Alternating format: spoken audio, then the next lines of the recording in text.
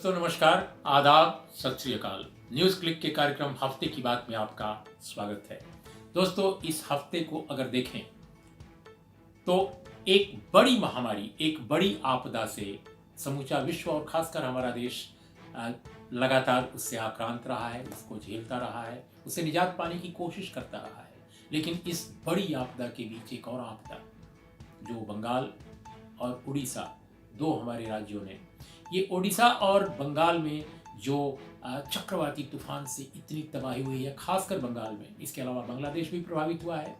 अभी एक और आपदा देखी हमने, पाकिस्तान जो हमारा पड़ोसी मुल्क है, एक वहाँ पर एक विमान जो है क्रैश कर गया जिसमें काफ़ी लोग मर गए। तो ऐसा लगता है कि इस पूरे इलाके में आपदा लगातार हमारा पीछा कर रही है। और अपने मुल्क की बात करें तो हम जिन्होंने ये हमें कहा गया कि आपदाएं जो हैं उनको अवसर में तब्दील करना है, लेकिन अब समझ में नहीं आ रहा है कि आपदा को किस तरह का अवसर बनाया जा रहा है। पहले कहा गया कि कोरोना को जिस तरह हम फाइट कर रहे हैं उससे कोरोना कुछ ही दिन में खत्म हो जाएगा। कभी कहा गया कि 18 दिन में महाभारत लड़ा गया है, 21 दिन कोरोना की लड़ाई चलेगी। लेकिन हम देख रहे हैं कि ये हालात और बद से बदतर होते जा रहे हैं, चीजें खराब हो रही हैं, अर्थव्यवस्था चरमरा रही है, मजदूर तबाह हो रहे हैं, आम लोग बेहाल हो रहे हैं, रोजगार खत्म हो रहे हैं और स्वयं अर्थव्यवस्था को संचालित करने वाले जो इस देश के लोग हैं वो मान रहे हैं कि इतनी बुरी अर्थव्यवस्था आज तक के दौर में, पिछले न जाने कितने दशकों के दौर में इतना बुरा हाल कभी नहीं हुआ था। लेकिन इससे निजात पाने की कोशिश कैसे देश करे? महामारी को ख़त्म करना किसी के हाथ में नहीं है, चाहे वो सरकार हो, चाहे हम हो, चाहे आप हो।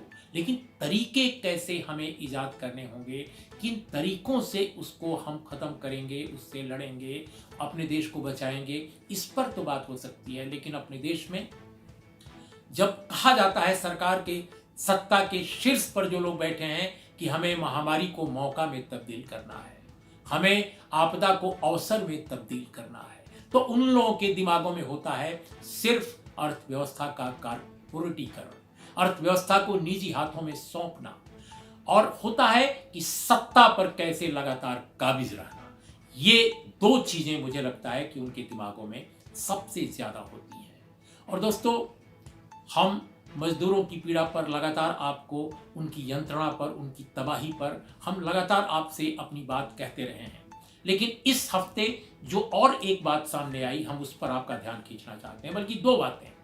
पहली बात, एक घटनाक्रम है कि महामारी पर पूरा देश जो है, हर व्यक्ति देश का चाहता है कि इस महामारी के बारे में क्या खबर है, क्या ये कम हो रही है, क्या इससे लोग बच रहे हैं, क्या कोई बहुत ज़्यादा तबाही तो नहीं हो रही है, हमारी सरकार क्या क्या अच्छे काम कर रही है या क्या क्या गलत काम कर रही है।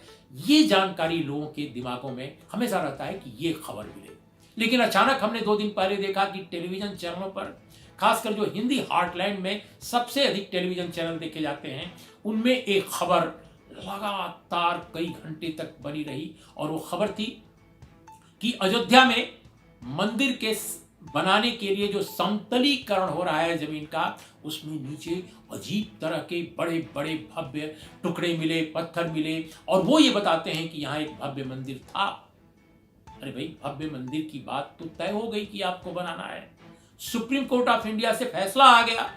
अब किस बात के लिए मंदिर का प्रचार कर रहे हैं कि वहां मंदिर था तो वहां पत्थर था? आपकी बात सुप्रीम कोर्ट ने सुनी, दूसरे पक्ष की बात भी सुनी, मंदिर का रास्ता साफ हो गया, अब मंदिर आप बनाइए।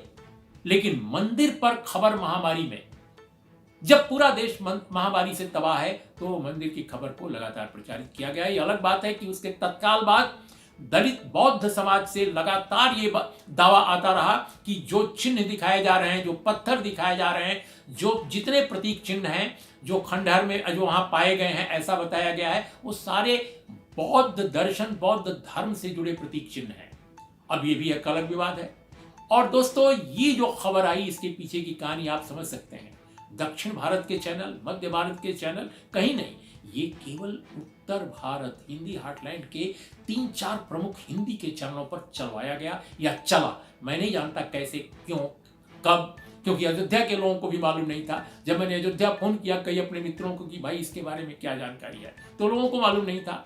दूसरी खबर जो इस हफ्ते की बहुत महत्वपूर्ण है, जिस पर आज चर्चा होनी चाहिए, और मैं समझता हूं कि देश को भी इस पर सोचना चाहिए, आपको भी सोचना चाहिए कि इस दरमियान इतने दिन हो गए, हमारे देश का जो विपक्षी जो खेमा है, पहली बार उसकी शुक्रवार को बैठक हुई, तकरीबन 50-55 दिन बाद।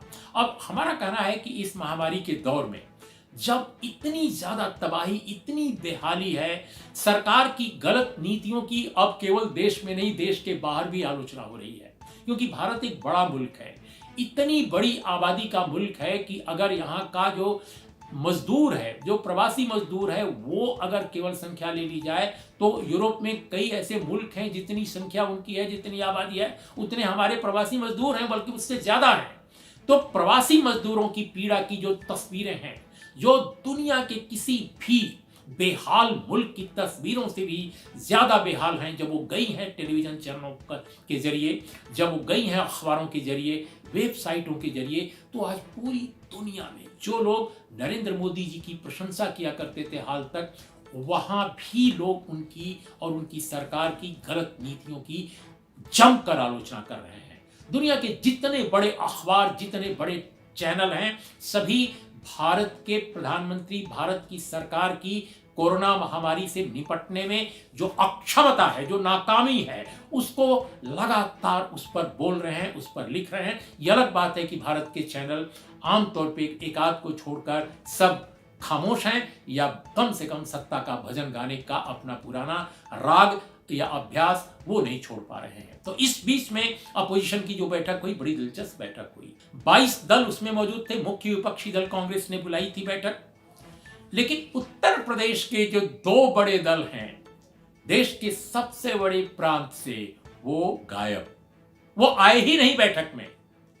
और जो इन दो दलों में जो एक पार्टी है, बहुजन समाज पार्टी, वो रोजाना अपोजिशन के जो पार्टीज हैं, खासकर कांग्रेस पार्टी, हो सकता है कांग्रेस से उनकी नाराजगी सही हो सकता है कुछ मुद्दों पर कांग्रेस बेहद गलत हो, लेकिन वो इस महामारी में सरकार या सरकार की नीतियों पर बोलने के बजाय वो सिर्फ अपोजिशन को निशाने पर ले रही हैं। मैं सुश्री मायावती जी की बात कर रहा हूं। और समाजवादी पार्टी के नेता अपनी आलोचना से नाखुश होकर, क्रोधित होकर बता रहे हैं कि कैसे उनकी पार्टी के नेता, नेत्री और तमाम कार्यकर्ता इन दिनों मजदूर, जो प्रवासी मजदूर जो सड़कों पर, हाईवे पर चल रहे हैं, उनको पानी पिला रहे हैं, उनको खाना खिला रहे हैं, उनकी सेवा कर रहे हैं। मैं तो ये कहूंगा कि भाई आप बहुत अच्छा काम कर रहे हैं, लेकिन ये काम तो देश के तमाम अच्छे या बुरे या छोटे या मझोले तमाम विवाद एनजीओ भी कर रहे हैं, उसमें अनेक विवादास्पद एनजीओ भी हैं। तो ये काम जो आपने एनजीओ का कर रहे हैं बहुत अच्छी बात है, लेकिन एक बड़ी राजनीतिक पार्टी होने के नाते, जो देश के सबसे बड़े सूबे में सरकार चलाती रही है, आपका राजनीतिक पर्सपेक्टिव क्या है?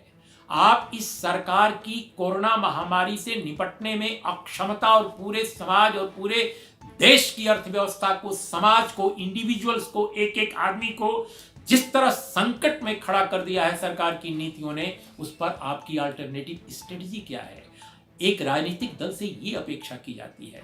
केरल में जो सरकार वहां की है, उसने एक अल्टरनेटिव स्ट्रेटजी, एक अल्टरनेटिव मॉडल पेश किया है, जिसे पूरी दुनिया एक्सेप्ट कर रही है, और नरेंद्र मोदी जी की सरकार को भी उसकी आलोचना करने से बाज आना पड़ा है। एक शब्द आप नहीं सुनेंगे कि केरला की कोई सरकार इस केंद्र सरकार में भी आलोचना कर पाए।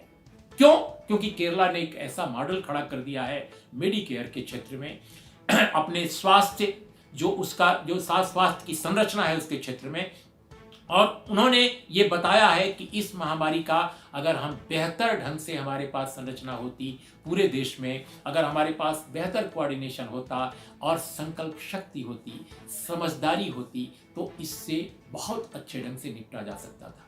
लेकिन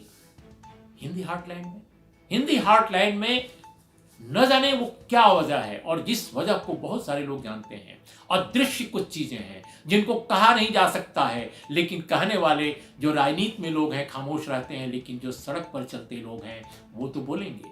संसद में जो चीजें नहीं बोली जाती हैं, मर्यादा उनकी एक होती है, लेकिन सड़क पर लोग क्यों चूकेंगे बोलने से? तो ये दोनों पार्टियां जो उत्तर प्रदेश की हैं, जो ऑल पार्टी मीटिंग में पहले भी कई बार नहीं आई हैं, वो जिन कारणों से ऑपोजिशन के ही खिलाफ खड़ी हो गई हैं और सत्ता पक्ष पर बिल्कुल खामोश हैं, जबकि सत्ता पक्ष सवालों के घेरे में आज है, वो कारण बहुत साफ हैं। कहीं ना कहीं उनको एक तरह से मजबूर कर दिया गया है कि वो उतना ही बोलें जितना उनको बोलने से काम चल जाए, वो चीजें न बोलें जिससे केंद्र में सत्ताधारी दल को नुकसान हो, परेशानी हो, किसी तरह का उनके लिए संकट हो।